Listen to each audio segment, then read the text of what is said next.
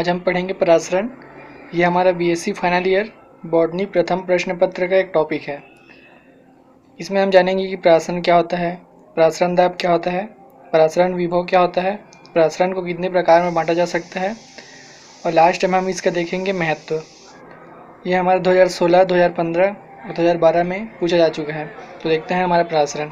यह हमारा परासरण का इंट्रो है। परासरण वह क्रिया होता है जिसमें जल या विलायकों के अणु कम सांद्रण वाले विलयन से अधिक सांद्रण वाले विलयन की ओर अर्धपारगम्य झिल्ली की सहायता से गति करते हैं।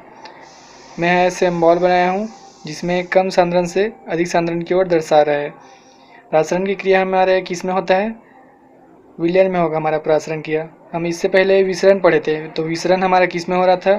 ठोस, द्रव, गैस तीनों में हो रहा था और वहाँ अर्धपारगम्य झिल्ली आवश्यक नहीं था, लेकिन परासरण की क्रिया में अर्धपारगम्य झिल्ली आवश्यक होगा। ये मैं लिखा हूँ, विलयन की ओर अर्धपारगम्य झिल्ली से होकर गति करता है। पादपों के मूल रोम भूमि से जल का अवशोषण करते हैं। यह क्रिया परासरण द्वारा संभव होता है।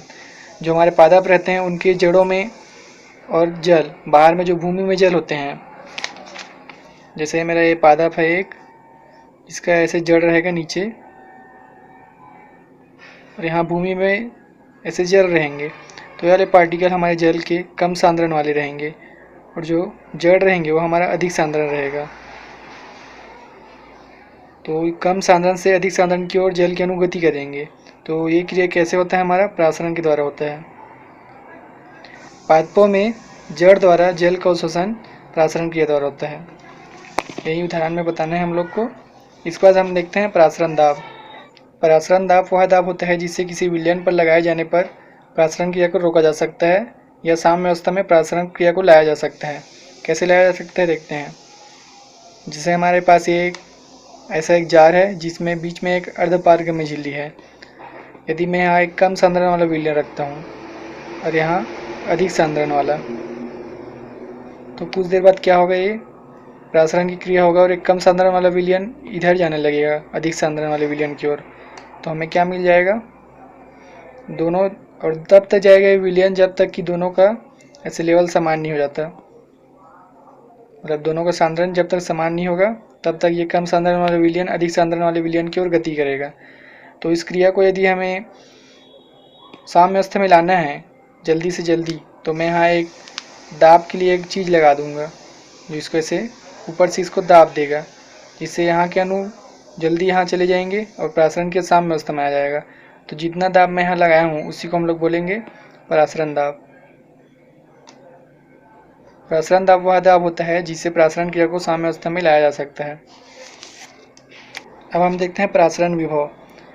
जब किसी विलय को उसके शुद्ध विलायक में मिलाया जाता है तो विलायक के अणुओं के मुक्त ऊर्जा में परिवर्तन होता है।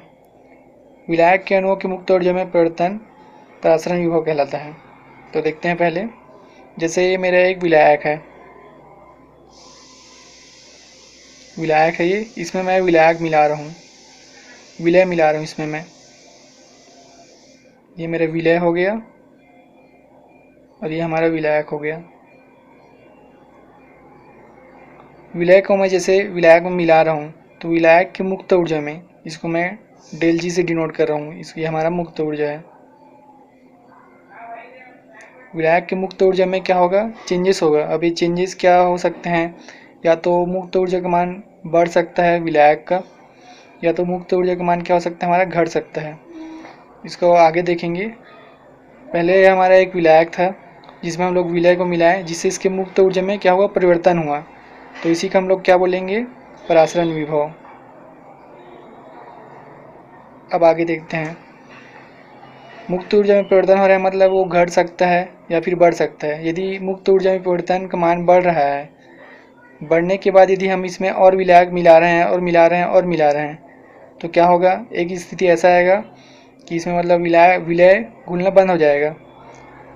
और वैसी स्थिति में यदि हम इसको हम लोग क्या बोलेंगे? विलयन बोलेंगे। जब विलय और विलायक दोनों मिल जाएगा तो इसको हम लोग बोलेंगे विलयन। तो ऐसी स्थिति में जब हम इस विलयन को अर्धपारगम्य झिल्ली से गुजारेंगे, अर्धपारगम्य झिल्ली है हमारा, तो जब हम इस विलयन को अर्धपारगम्य झिल्ली से गुजारेंगे तो एक विभव उत्पन्न होगा। उसको हम लोग क्या बोलेंगे? उसको हम लोग बोलेंगे जल विभव प्रवणता। जो विभव उत्पन्न होगा उसको हम लोग बोलेंगे जल विभव प्रवणता। तो यहाँ हमारा 2 टॉपिक क्लियर हुआ। पहला हमारा था परासरण विभव, दूसरा हमारा जल विभव प्रवणता। एक बार हम रिवाइज कर लेते हैं। जैसे हमारे पास कोई विलय होगा जिसको हम लोग विलायक में मिलाएंगे, जिससे विलायक के मुक्त ऊर्जा में क्या होगा, परिवर्तन होगा, और परिवर्तन उसका होगा उसको हम लोग क्या बोलेंगे, परासरण विभव। अब ये परिवर्तन 2 प्रकार से हो सकते हैं, या तो डेल जी मुक्त ऊर्जा का मान बढ़ सकता है या फिर घट सकता है। अब यदि ये बढ़ रहा है मुक्त ऊर्जा का मान और इसमें हम और विलय मिलाते जा रहे हैं तो हमें क्या मिलेगा, एक विलयन मिलेगा। अब इस विलयन को हम लोग अर्धपारगम्य झिल्ली से गुजारे तो एक विभव उत्पन्न होता है जिसको हम लोग बोलते हैं जल विभव प्रवणता। अब हम देखते हैं परासरण के प्रकार। परासरण 2 प्रकार से होते हैं। पहला हमारा होता है अंतःपरासरण, दूसरा होता है बाह्यपरासरण। अंतःपरासरण क्या होता है, पहले हम देखते हैं कि क्या होता है ये। पहले हम देख रहे हैं अंतःपरासरण।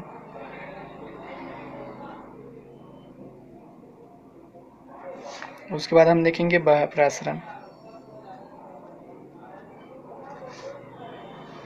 जैसे मैं एक कोशिका लेता हूँ, इसको मैं एक घोल में डाल देता हूँ।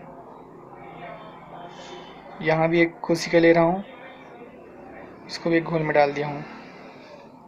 अब यदि घोल का जो अणु है वो कोशिका के अंदर जाएगा तो इसको हम लोग बोलेंगे अंतःपरासरण।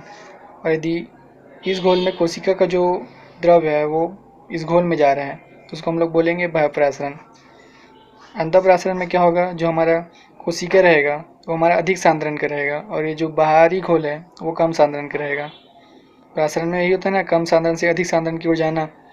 तो जो हमारा घोल रहेगा उसका सांद्रण हमारा कम रहेगा और कोशिका का सांद्रण अधिक रहेगा। और सेम अपोजिट यहाँ रहेगा, जो हमारा कोशिका रहेगा उसका सांद्रण कम रहेगा और बाहरी घोल का सांद्रण अधिक रहेगा। तो कम सांद्रण से अधिक सांद्रण की ओर जाएगा तो इसको हम लोग बोलेंगे बाह्यपरासरण और इसको अंतःपरासरण। इसका इंट्रो मैं यहाँ लिखा हूँ। अंतःपरासरण, जब जल या विलायक के अणु बाहरी विलयन से कोशिका के अंदर अर्धपारगम्य झिल्ली से होकर गति करते हैं तो उसे अंतःपरासरण कहते हैं। ये हमारा बाहरी विलयन जो कोशिका के अंदर ऐसे गति कर रहा था उसको हम लोग बोलते हैं अंतःपरासरण। ये हमारा बाह्यपरासरण है, जब जल या विलायक के अणु कोशिका से बाहर विलयन की ओर गति करते हैं तो इसको हम लोग बोलते हैं बाह्यपरासरण। पादपों में परासरण का क्या महत्व होता है, इसको मैं यहाँ लिखा हूँ। पहले हम देखें तो पादपों में जल का अवशोषण जड़ों द्वारा परासरण की क्रिया द्वारा होता है। जो हमारे छुई का पौधा होता है उसमें गति भी परासरण की क्रिया के द्वारा होता है। फलों का स्फुटन भी परासरण क्रिया के द्वारा होगा। और जो हमारे पादप में बहुत सारे कोशिका रहेंगे तो एक कोशिका से दूसरी कोशिका में जल का पहुँचना परासरण के द्वारा होता है। तो आप अब स्क्रीनशॉट लीजिएगा।